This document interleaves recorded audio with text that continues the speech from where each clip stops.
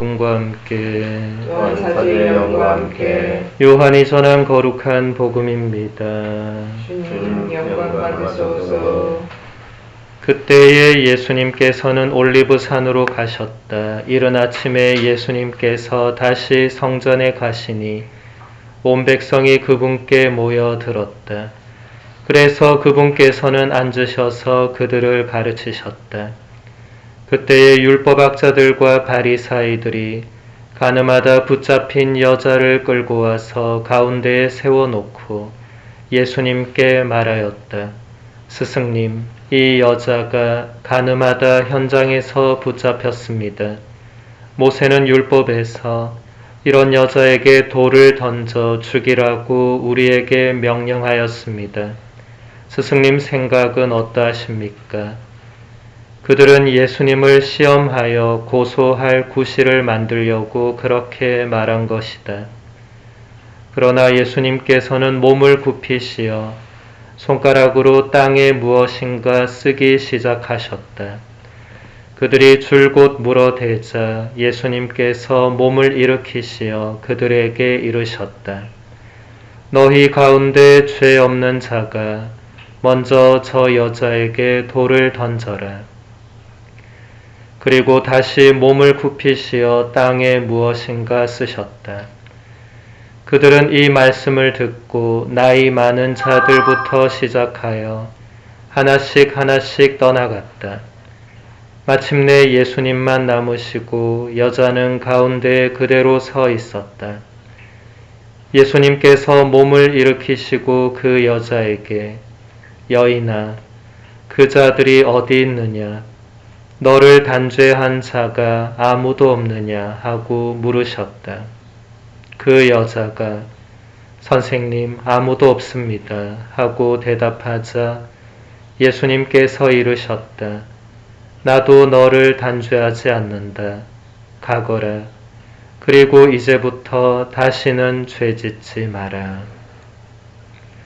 주님의 말씀입니다. 그리스도님 찬미합니다. 찬미 예수님. 예수님. 한 주간 동안 잘 계셨습니까? 네. 아우구스티노 성인은 오늘 복음을 이렇게 해설합니다. 가엾은 여인과 가엾이 여기시는 분 둘만 남았습니다. 사람들은 큰 죄를 지은 여인을 죄 없으신 분에게 맡겨둔 채 떠나갔습니다. 여인은 죄 없는 자가 먼저 저 여자에게 돌을 던져라는 말을 들었기에 죄 없으신 분께서 벌을 주리라고 미리 생각했을 것입니다. 그런데 여인의 적수들을 정의의 목소리로 쫓아버리신 그분께서는 여인에게 자비의 눈길을 보내셨습니다.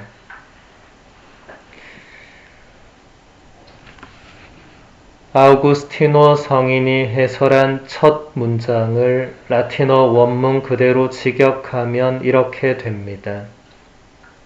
비참과 자비 둘만 남게 되었습니다. 여기서 비참은 가늠한 여인을 가리키고 자비는 예수님을 가리킵니다. 비참과 자비 둘만 남게 되었다고 할 때 사용된 동사는 수동태입니다. 예수님과 가늠한 여인은 능동적인 행위를 하지 않은 채 그대로 남아있게 되었다는 것입니다. 능동적인 행위의 주체는 군중인데 그들은 가늠한 여인에게 돌을 던지려고 하였지만 그 돌을 내려놓은 채 모두 떠나갔습니다.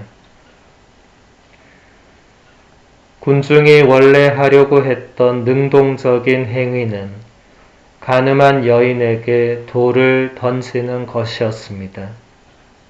그러나 그들은 돌을 던지지 못했습니다. 예수님께서 너희 가운데 죄 없는 자가 먼저 저 여자에게 돌을 던져라 하고 말씀하셨기 때문입니다. 예수님의 이 말씀은 군중으로 하여금 자신이 가늠한 여인에게 돌을 던질 자격이 있는지를 스스로 묻게 했습니다. 그리고 나이 많은 자들부터 시작하여 하나씩 그 자리를 떠나갔습니다.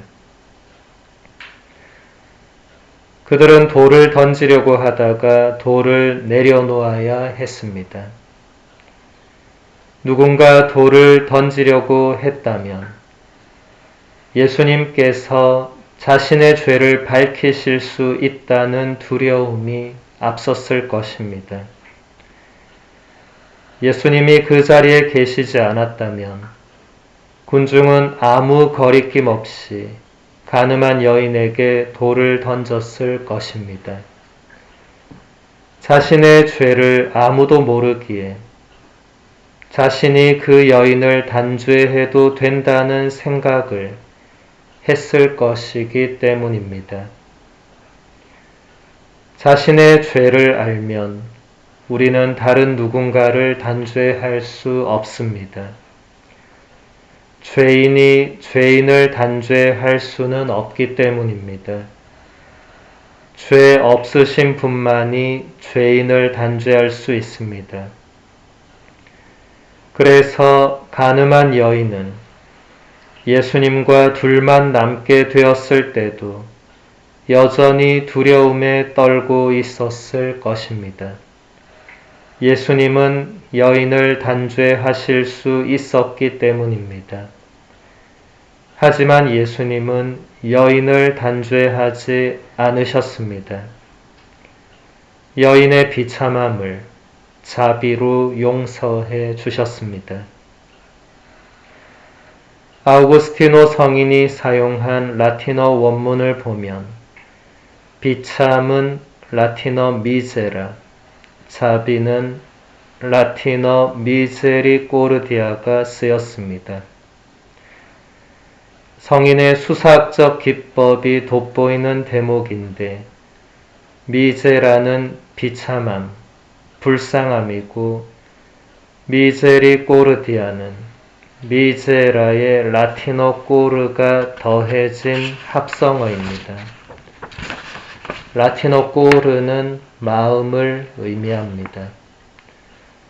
그러니까 미제리꼬르디아는 불쌍히 여기는 마음입니다. 가늠한 여인과 예수님 둘만 남게 된 것을 아우구스티노 성인이 불쌍함과 불쌍히 여기는 마음이 남았다고 표현한 것입니다.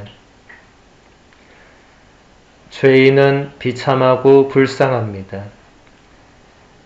자신의 죄 때문에 이미 그러하지만 다른 사람들의 손가락질이나 단죄로 더 그렇게 됩니다. 하지만 오늘 복음에서 예수님은 우리가 아무도 누군가를 단죄할 수 없다는 사실을 분명하게 가르쳐 주셨습니다. 죄 없는 사람이 누군가에게 돌을 던질 수 있다는 것을 예수님이 분명히 말씀하심으로써 죄 있는 사람은 누군가에게 돌을 던질 수 없다는 것이 분명해진 것입니다. 우리가 누군가에게 돌을 던지거나 누군가의 죄를 단죄한다면 우리가 죄 없는 사람이라는 것을 증명해야 할 것입니다. 내가 죄인이라는 것을 아는 사람은 다른 누군가에게 돌을 던지거나 그 사람을 단죄할 수 없습니다. 비참은 자비를 필요로 합니다. 오늘 복음에 가늠한 여인은 예수님이 안 계셨더라면 군중이 던진 돌에 맞아 죽었을 것입니다. 비참이 자비를 만났기에 구원받았습니다. 비참한 우리도 자비로우신 예수님을 만나면 구원받습니다. 이제 우리는 더 이상 다른 누군가에게 돌을 던지거나 단죄해서는 안 됩니다. 우리는 누구나 죄를 짓고 살아가는 비참한 존재이기 때문입니다. 우리가 서로를 단죄하고 돌을 던진다면 더욱더 비참해질 뿐입니다. 예수님은 비참한 여인을 단죄하지 않으셨습니다. 대신에 다시는 죄를 짓지 말라고 명령하셨습니다. 이제 우리가 해야 할 일은 누군가에게 돌을 던지거나 단죄하는 일이 아니라 다시는 죄를 짓지 않도록 노력하는 것입니다. 그럴 때 우리는 비참한 우리를 향한 예수님의 자비로운 마음을 진정으로 깨닫게 될 것입니다.